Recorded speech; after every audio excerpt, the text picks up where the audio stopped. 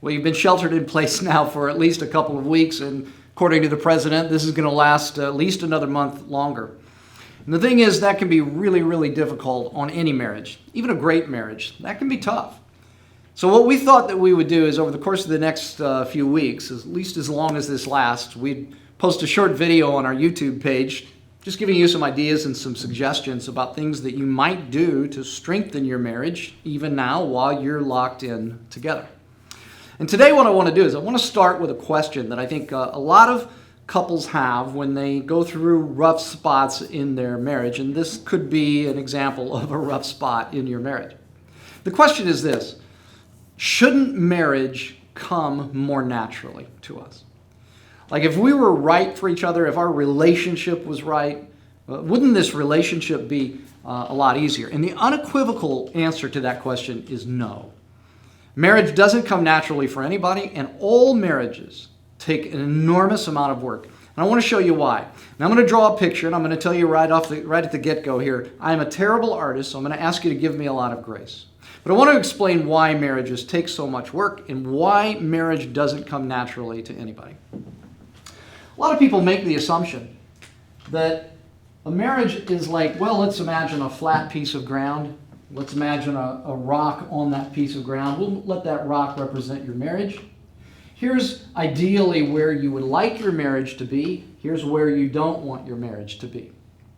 What most people say, they'll tell you that marriage takes a lot of work, and what they mean by that is that if we do the right things and if we push on our marriage, if we do the right amount of work, our marriage will land where we want it to land. But the idea is also, if we don't do the work, our marriage will sort of stay where it is. Now the thing is, if that's what reality was like with respect to relationships, that would be a good representation of how things go. But Christian theology tells us that that's not reality. Christian theology tells us, well, it gives us some very unique insight into relationships and into human beings. And what it tells us is that actually a better diagram, a better drawing for what any kind of relationship, but certainly a marriage, better drawing for it would be this. Here's the rock that represents your marriage. Here's where you don't want your marriage to end. Here's ideally where you would like your marriage to be, but please know that no marriage is ideal. And you guys know your science enough to know that, well, a rock that's resting on an incline, there's gravity working against it, and so the force of gravity is going to move that rock down to the very bottom.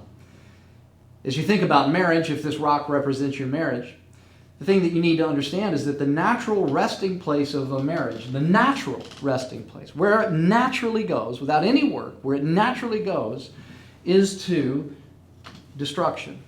Destruction doesn't always mean divorce.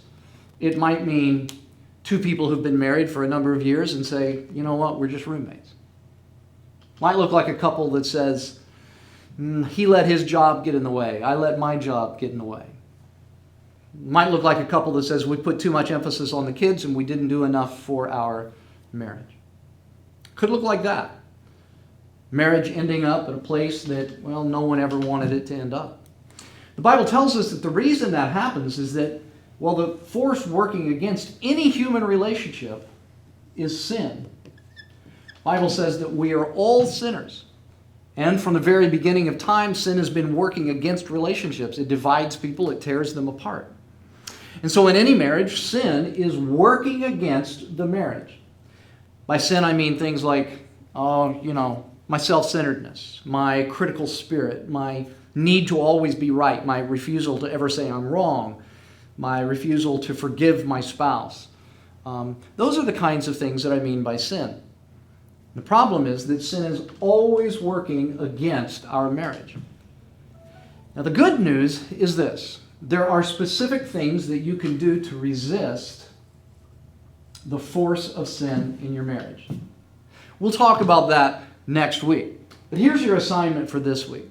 I'd like for you to ask this question. What are the ways that sin working through me is actually working against the health of our marriage? I don't want you to ask the question, how is sin working through my spouse? I want you to ask, how is sin working through me and working against our marriage, because we all have sin. We're all sinners. So sin is working against your relationship. How's it doing that in you? All good marriages take work because sin is working 24/7 to destroy your marriage. Let that reality sink in, and I hope that it creates an urgency on your part to watch these videos in the weeks ahead and to do the work it takes to make your marriage work. See you next time.